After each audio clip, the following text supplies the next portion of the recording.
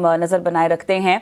FRRB यानी financial reporting review board की बैठक में इंडसइंड बैंक का मुद्दा अब उठ सकता है। अगर गड़बड़ी से जुड़ा कोई डॉक्यूमेंट यहां पाया जाता है तो अनुशासनात्मक कार्रवाई यहां पर की जा सकती है, और ये कहना है ICAI प्रेसिडेंट चरणजोत सिंह नंदा का, और उनसे बातचीत की है हमारे सहयोगी अनुराग शाह ने। अभी हाल के दिनों में एक जो इंडसइंड बैंक का मामला आया है, तो उसमें कहाँ कुछ कमी रह गई है और उस मामले को आपने किस तरह से टेकअप किया है? आपकी FRRB कमेटी किस तरह से उसे देख रही है? देखिए साहब, अभी तक तो मीडिया रिपोर्ट्स ही है, हमारे पास ऐसा कुछ टेंजिबल नहीं है। तो FRRB अपनी मीटिंग के अंदर वो देखेगी क्या डॉक्यूमेंट उनके पास है, उसके बाद एक डिसीजन पर आएगी। एज ऑफ नाउ हमने कुछ नहीं किया, लेकिन अगर हमें कुछ कमी दिखती है तो matter can be refer to FRRB for further investigation. तो कब तक आप उसे देखेंगे? उसकी क्या कोई टाइमलाइन है? किस तरह का वो प्रोसेस होगा जहां पर आप उस जो ओवरऑल प्रक्रिया को FRRB को रेफर किया जाएगा? देखिए अनुराग जी, ऐसा टाइमलाइन जुडिशियल प्रोसीडिंग्स में नहीं होता। आपको कितने डॉक्यूमेंट मिलते हैं, डॉक्यूमेंट FRRB के सामने पेश होते हैं, FRRB पूरे बोर्ड के साथ उस पर गहन चर्चा करने के बाद एक डिसीजन पे पहुंचता है।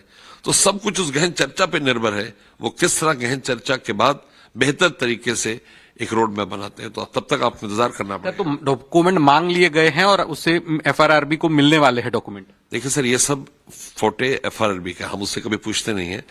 It's independent board which is working, so when they come out with some then I will discuss the issue with you. As of now we do not ask the daily to daily working. Okay. और sir, FRRB की report में अगर कुछ कमी पाई जाती है तो आगे का एक्शन क्या होगा और कैसे सुधार किया जा सकता है? अगर कमी पाई जाती है जो अलार्मिंग है, जिससे फर्क पड़ता है हमारे रिपोर्टिंग का, तो we can refer the matter to the disciplinary committee.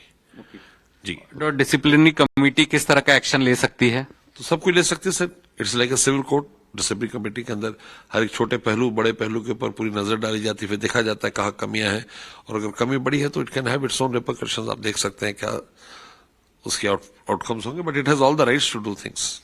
Auditors पे ही एक्शन लिया जाएगा? ऑडिटर्स पे जो हमारे लोग जो उसको ऑडिट कर रहे हैं या उसमें इन्वॉल्व है उसके वर्किंग के अंदर, उनके ऊपर एक्शन। सर, अभी तक की आपकी जो अंडरस्टैंडिंग है उसके मुताबिक जो बैंकों की ऑडिट होती है या बाकी कंपनीज की ऑडिट होती है, उसमें किस तरह का और सुधार करने की जरूरत है? देखिए, टेक्नोलॉजी आ गई है, टेक्नोलॉजी को सही मायने में समझना और उसको इस्तेमाल करना, ताकि माइन्यूटेस्ट ऑफ डिटेल्स के ऊपर आप फोकस कर सकें।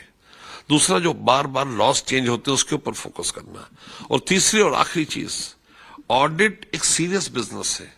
आप कितना ट्रेंड है, आपकी टीम कितनी ट्रेंड है ऑडिट करने के लिए, इस बात को जानना और इसके ऊपर एक्शन लेना अतीव आवश्यक है।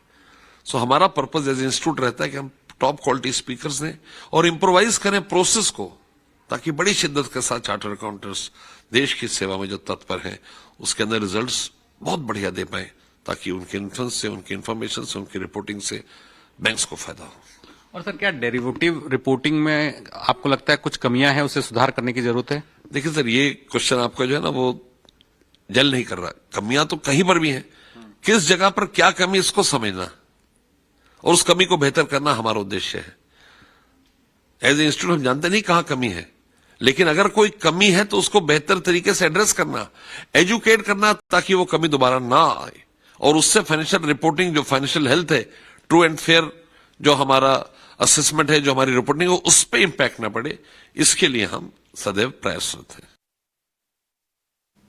चलिए, तो तमाम एक्सक्लूसिव डिटेल्स इस चर्चा से निकलकर